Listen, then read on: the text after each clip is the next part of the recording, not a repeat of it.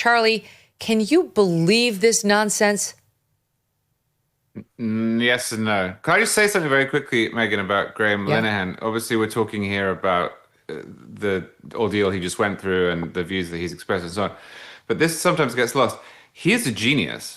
When I was a kid, he wrote this comedy series called Big Train. There's 2 seasons of it. It's one of the funniest things I've ever seen. He wrote The IT Crowd. He wrote Black Books. Obviously, he wrote Father Ted. This is a guy, it wasn't just that he threw away a career. He threw away the career to stand up for this. I mean, this is a man who is one of the funniest men in the history of British comedy.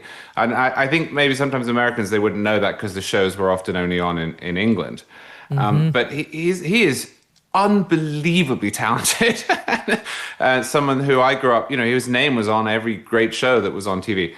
Anyhow, well, yes and no. In that, yes, I can believe it because Britain has bad free speech laws and no First Amendment, and there have been an increasing number of examples of this sort of illiberalism over the years. I've written a lot about them since I moved to the United States. No, in that this one felt a little bit different to me. It was not the product of a cop making a mistake in the heat of the moment or misinterpreting the law or overreacting. Some of the worst excesses we've seen have been that. This was premeditated. This is deliberate. You can't arrest someone at an airport by mistake. 5 people showed up. They knew he was going to be there. They orchestrated this with IATA and the airline and the Heathrow Authority. You can't do this without a lot of planning. And in that respect, it felt to me Soviet. That was what you would expect out of the Soviet Union. If somebody flies in and then they're arrested for comments that they've made a prior point. Historically, there are stupid arrests in Britain. Like that, when I was at Oxford, there was a guy who was arrested for telling a police officer his horse was gay. There's a guy who was arrested for singing Kung Fu Fighting when an Asian person within the audience. There have been examples of people on the street who have been arrested for preaching the Old Testament, and Muslims who've been arrested for preaching from the Quran. And these generally involve a police officer who has an agenda or who makes a mistake. But that's not what happened here. This had to come up from relatively high up in the Metropolitan Police Authority and has to have been discussed and debated and then executed. And that's where it felt to me unbelievable. Mm-hmm.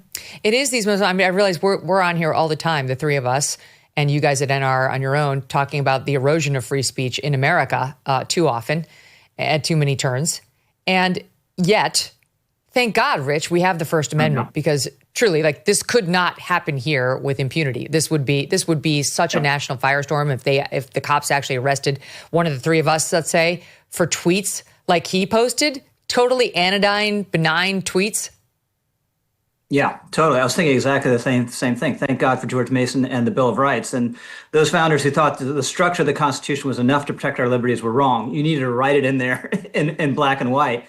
And that's why we've seen backsliding, certainly in the culture of free speech. We can't go there, not as long as we have a First Amendment, a Supreme Court that's committed to it. I don't know this guy's work because I'm an American, but I was just struck, what a self-effacing, charming, thoughtful guy. And it's so dystopian, right? If George Orwell had written this in a novel, 40 or 50 years ago, I said, no, that's not going to happen. That can never happen here in England, in the cradle of liberty. All our liberties actually have their roots in English thought and practices. They're gonna do this. They're gonna arrest this guy like he's an arms dealer coming off the plane because of some tweets they don't like.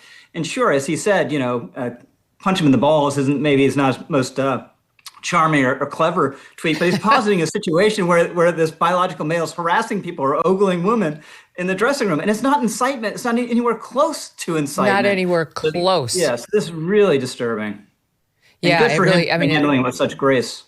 I know, notwithstanding the enormous personal toll. I mean, everyone abandoned him. His cowardly colleagues, nobody has stood by him, which is why I'm very glad he's moved to the United States, like Charlie. And I hope he eventually becomes an American citizen and enjoys the full fruit and flower of the First Amendment, or what's left of it after those of us who have been defending it continue our battles. When inflation jumps, when you hear the national debt is over $37 trillion, do you ever think maybe now would be a good time to buy some gold? Well, you'd be right. Whether as a hedge against inflation, peace of mind during global instability, or just for sensible diversification, Birch Gold Group believes every American should own physical gold. And so they created something special. Until September 30th, if you're a first-time gold buyer, Birch Gold is offering a rebate of up to $10,000 in free metals on qualifying purchases. To claim eligibility and start the process, request an info kit right now. Just text MK to 989898. Plus, Birch Gold can help you roll an existing IRA or 401k into an IRA in gold, and you're still eligible for a rebate in free metals of up to 10 grand. So make right now your first time to buy gold and take advantage of a rebate up to $10,000 when you buy before September 30th. Text MK to the number 989898 to claim your eligibility and get your free info kit. Thanks so much for watching. If you like what you just saw, hit the subscribe button for more clips and full episodes.